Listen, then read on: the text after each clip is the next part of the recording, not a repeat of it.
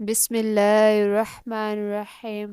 ناظرین، آج کی اس ویڈیو میں آپ کو میں ماہ رمضان المبارک کے بارے میں بتاؤں گی کہ یہ کتنے برکت والا مہینہ ہے۔ ویسے تو سب کو معلوم ہے کہ رمضان مبارک سب سے پیارا مہینہ ہے۔ رمضان مبارک کی شان کا کیا کہنا کہ خدا رحمان کا کروڑ کروڑ احسان ہے ہم گناہ گاروں پر کہ اس نے ہمیں ماہ رمضان جیسی عظیم الشان نعمت سے سرفراز فرمایا۔ ماہ رمضان کے فیضان کے کیا کہنے ہیں، اس کی ہر گھڑی رحمت بھری ہے۔ اس مہینے میں اجر و ثواب بہت ہی بڑھا دیا جاتا ہے۔ نفل کا ثواب فرض کے برابر اور فرض کا ثواب 70 گنا کر دیا جاتا ہے۔ بلکہ اس مہینے میں تو روزہ دار کا سونا بھی عبادت ہے، عبادت میں شمار کیا گیا ہے۔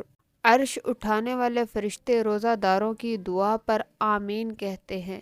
ایک اور حدیث پاک میں ہے، رمضان کے روزہ داروں کے لیے دریا کی مچھلیاں افطار تک دعائیں مغفرت کرتی رہتی ہیں۔ روزہ باطنی عبادت ہے کیونکہ ہمارے بتائے بغیر کسی کو یہ علم نہیں ہو سکتا کہ ہمارا روزہ ہے۔ اللہ پاک باطنی عبادت کو بہت زیادہ پسند فرماتا ہے۔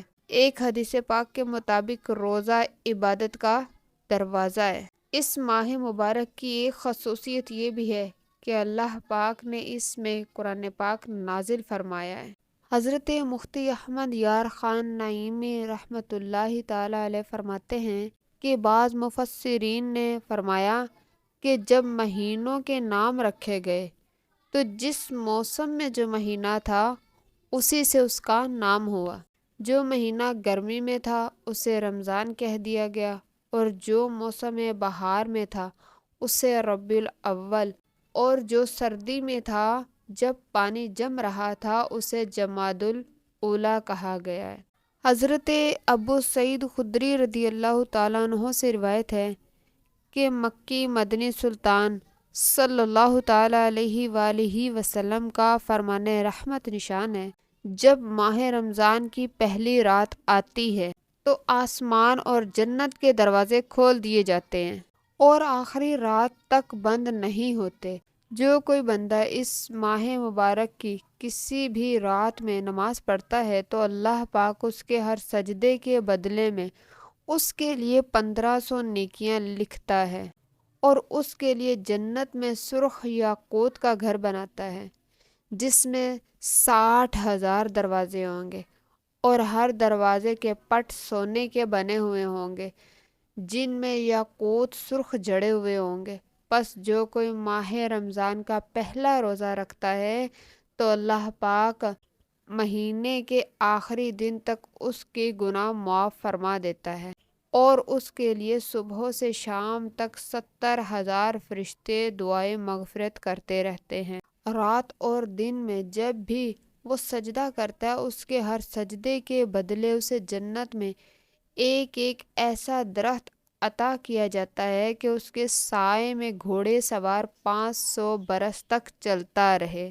خدائے حنان و منان کس قدر عظیم احسان ہے کہ اس نے ہمیں اپنے پیارے محبوب صلی اللہ تعالیٰ علیہ وآلہ وسلم کی امت میں پیدا فرمایا ہے، اور پھر نبی پاک علیہ الصلوۃ والسلام کے صدقے سے ہی ایسا ماہ رمضان عطا فرمایا ہے کہ اس مبارک مہینے میں جنت کے دروازے کھول دیے جاتے ہیں، نیکیوں کا اجر خوب بڑھا دیا جاتا ہے۔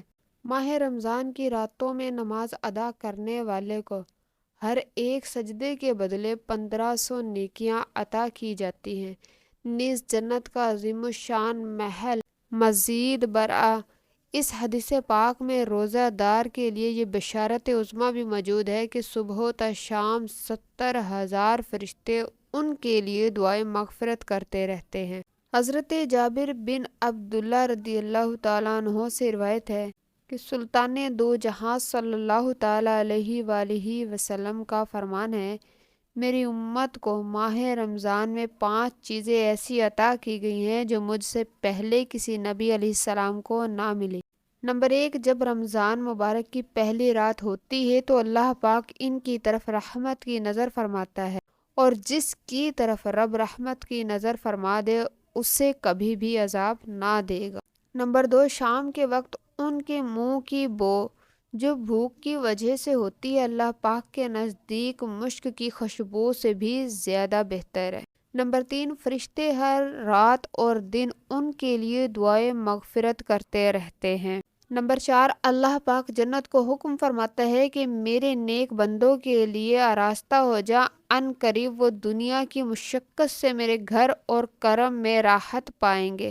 نمبر 5، جب ماہ رمضان کی آخری رات آتی ہے تو اللہ پاک سب کی مغفرت فرما دیتا ہے۔ قوم میں سے ایک شخص نے کھڑے ہو کر عرض کی، یا رسول اللہ صلی اللہ تعالی علیہ وآلہ وسلم، کیا یہ رات لیلۃ القدر ہے؟ ارشاد فرمایا، نہیں۔ کیا تم نہیں دیکھتے کہ مزدور جب اپنے کام سے فارغ ہو جاتے ہیں تو انہیں اجرت دی جاتی ہے؟ حضرت ابو ہریرہ رضی اللہ تعالیٰ عنہ سے مروی ہے، حضور پر نور صلی اللہ تعالی علیہ وآلہ وسلم کا فرمان ہے، پانچوں نمازیں اور جمعہ اگلے جمعے تک اور رمضان مبارک اگلے ماہ رمضان مبارک تک گناہ کا کفارہ ہے جب تک کہ کبیرہ گناہ سے بچا جائے۔